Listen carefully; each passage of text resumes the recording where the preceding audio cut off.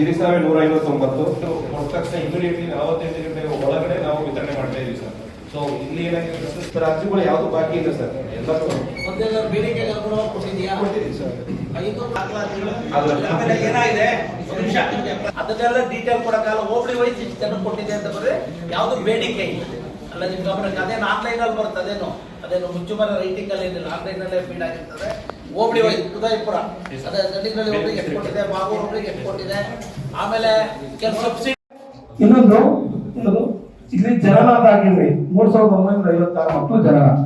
ಮರಣ ಎಲ್ಲಿದೆ ಸರ್? ಮರಣ ಎಲ್ಲಿದೆ ಸರ್? ಎಷ್ಟು ಜನ ಅಲ್ಲಿ ಬಂದು ಅಕಸ್ಮಾತ್ ಹೆರಿಗೆ ಬಂದು ಎಷ್ಟು ಜನ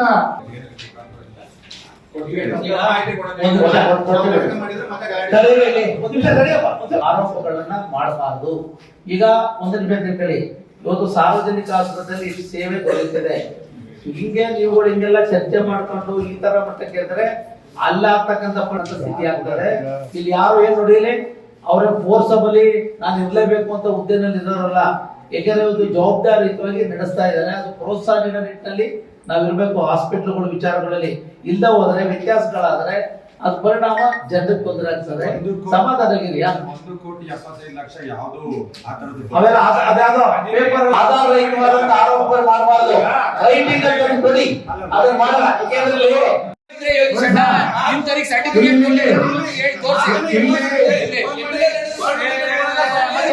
ಸರ್ಟಿಫಿಕೇಟ್ ಕೊಡ್ತಾರೆ ಅಂದ್ಬಿಟ್ರೆ ಹೇಳ್ತಾರ ಯಾವ ತೋರಿಸಿ ಅಲ್ಲಲ್ಲ ಅಲ್ಲಣ್ಣ ತೋರಿಸಿ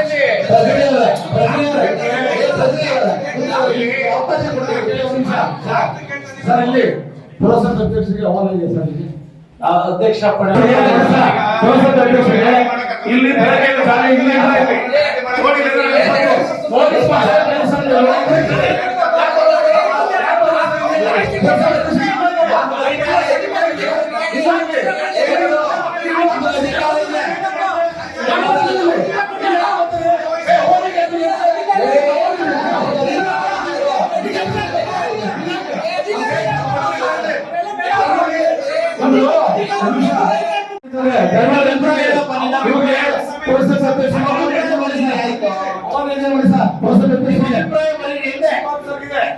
ಅವ್ರು ಬರ್ಲಿ. ಈಗ ಮಹೇಶಣ್ಣ